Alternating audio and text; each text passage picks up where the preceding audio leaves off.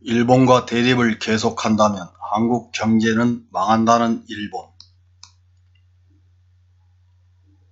혐한이라면 지치지 않는 일본에서는 코로나19 확산일로에도 전혀 개의치 않고 혐한 보도에만 열중하고 있습니다.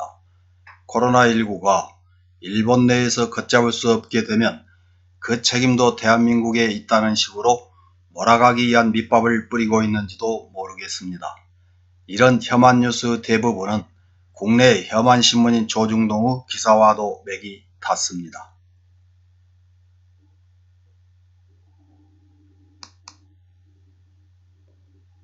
4월 12일 뉴스포스트 7이라는 미디어에 한국의 경제학자 일본과 대립을 계속한다면 한국 경제는 망한다는 제목의 기사가 올라왔습니다. 이 기사는 저널리스트 아카이시 시니치로가 한국 경제학자에게 묻고 쓴 신적 한국인 한국을 꾸짖다에서 발췌한 내용이라는데 혐한 내용으로 가득 찬 서평인 것 같습니다. 기사에 의하면 이대로면 한국 경제는 망할지도 모르겠네요. 그렇게 말하던 전성균관 대학교 명예교수 이대근은 하늘을 쳐다보았다. 일본 유학 경험이 있는 이대근은 친일파 경제학자라고 말할 수 있을지도 모른다. 그러나 그가 하는 말에는 일정한 설득력이 있었다고 합니다. 스스로 친일파 경제학자라고 규정하듯이 이대근은 반일 종족주의를 펴낸 이영훈이 소속된 낙성대 경제연구소를 안병직과 함께 공동 설립한 자로서 일본의 식민사관을 추종하는 뉴라이트 계열의 대표적인 자입니다. 낙성대 경제연구소 회원들은 이명박 시절 뉴라이트 교과서 논란을 일으킨 대한교과서 집필진으로 대거 참여한 바 있습니다. 글로벌 경제에서는 한 나라에서 모든 것을 만들 수는 없다. 신사협정하에 다자간 분업을 통해서 경제는 성립될 것이다. 일본은 기술의 역사가 길며 많은 부품을 만들 수 있는 반면 아직 한국이 만들 수 있는 것은 적다. 그런 점에서 한국 경제는 아직 멀었다. 이대로 대립을 계속하다 보면 한국은 큰 손해를 받을 수밖에 없다는 것입니다.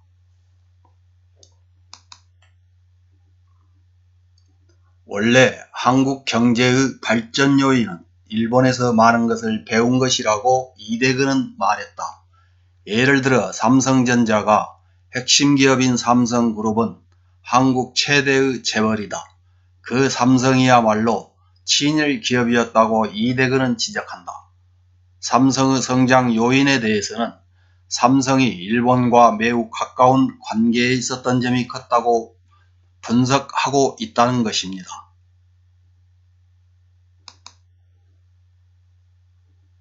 일본을 매우 좋아한 창업자 이병철은 연말연시에는 반드시 방일해서 경단련의 요인과 만나는 등 일본식 경영을 배웠고 삼성 사내에는 일본에서 배운다라는 좌우명을 내걸고 있을 정도라는 것이며 정치와 경제를 어떻게 연결시킬 것인가를 그는 일본 경단련을 참고로 했다는 것입니다.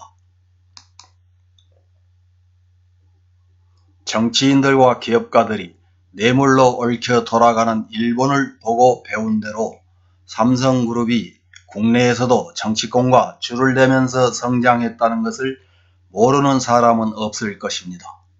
최근 사례만 봐도 정권의 실세에게 말을 사주고 뇌물을 바쳐서 후계자 이재용이 재판을 받는 수모를 겪고 있는 것 아닙니까?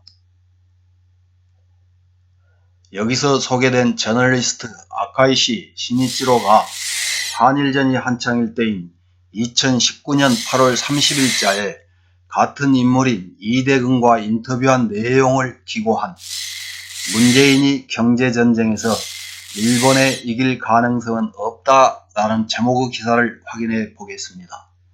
문재인 정권이 하는 일은 엉터리라는 이대근이 취재에 응해준 것이라고 합니다. 한국에서의 반일 시위는 이상한 분위기인 것처럼 보이지만 한일 관계에 대한 객관적인 사실을 아는 많은 한국인이 실은 문재인 정권은 잘못됐다고 생각한다는 것입니다. 한국 대법원의 강제징용 판결은 터무니없는 판결이었다. 문 대통령은 적어도 대법원 판결이 나오기 전에 대법원과 합의해야 했다. 국가 간의 조약, 협정을 무시하는 것은 국격과 관련된 큰 문제이다. 문 정권의 큰 결함 중 하나가 경제 음치라고 일컬어지고 있다. 한국 미디어에서도 실험 경제라고 야유할 만큼 경제학적 근거가 부족한 정책이 많기 때문이다. 문재인 대통령은 남북평화 경제로 일본에 이길 수 있다고 주장하지만 그 가능성은 전혀 없고 한국의 시장 경제와 북한의 군사 통제 경제를 통합시키는 것은 사실상 불가능하다. 유일한 방법은 한국이 북한을 경제 원조하는 형태이지만 그 경우 한국 경제의 부담이 너무 크다는 것입니다. 그런 상황에서 일본 경제에 이길 수 있을 리가 없다. 문 대통령은 머릿속의 80%를 북한이 차지하고 있다고 할 정도로 친북인 것은 벌써부터 유명하다. 이대근은 역사 문제에 연연하는 문 대통령의 모습에 그 나라의 전 지도자의 모습을 떠올리게 한다면서 황당하게 김일성을 예로 듭니다. 과거 김일성은 한국의 힘을 빼앗기 위해서는 일본, 미국 중 하나를 자르면 된다는 각근 이론을 제창했다는 것입니다.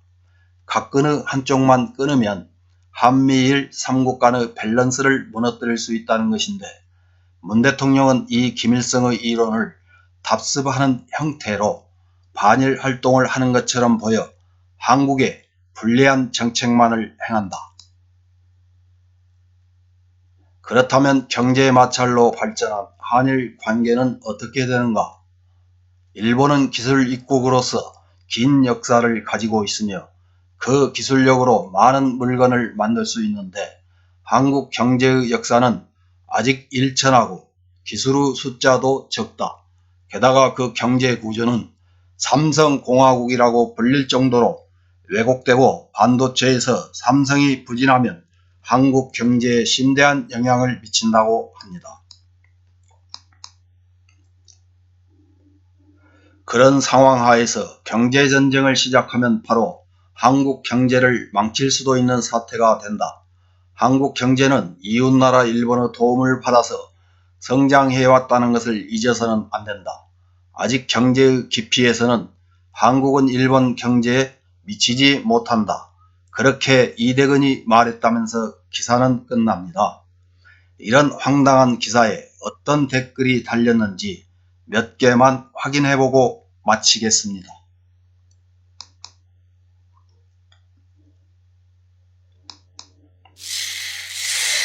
철들었을 때부터 애곡된 역사교육 속에서 자란 한국인과는 진심으로 사귀는 것은 절대 무리이겠지요. 아무리 대통령이 변해도 절대 무리. 정말 한국이 싫어졌다. 이제 일본에 오지 않아도 되니까. 다음 댓글 보겠습니다. 아니요, 그대로 가세요. 어쩌면 세계의 선두에 살 수 있을 테니까요. 일본은 이쯤에서 교재는 사절합니다. 자칭 IQ가 가장 높은 우수한 여러분들이니까요.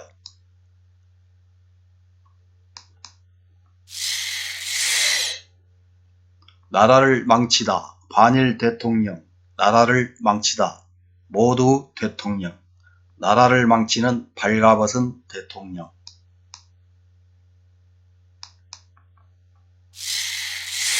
다음 댓글입니다. 일본의 기술을 얻거나 훔치고 성장해온 나라이니 당연한 것. 한일 병합으로 일본의 국비를 쓴 인프라, 학교 수, 평균 수명이 획기적으로 향상되었음에도 불구하고 약탈당하고 혹사당했다고 태어날 때부터 거꾸로 가르쳐주는 나라. 좋은 것과 나쁜 것을 포함한 진정한 역사를 조사 연구해서 아이들에게 가르치지 않는 한 가까이 가지 말아야 할 나라.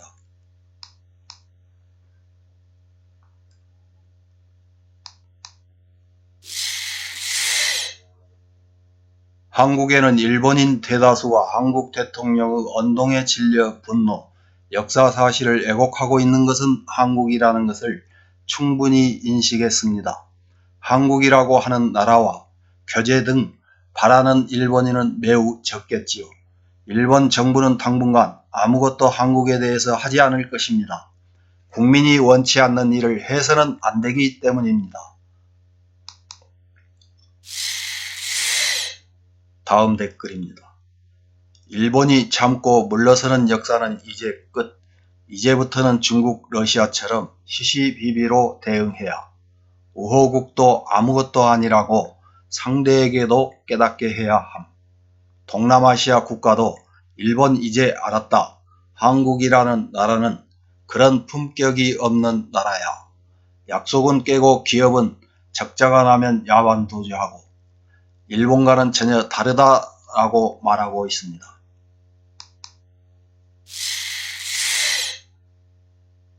이상입니다.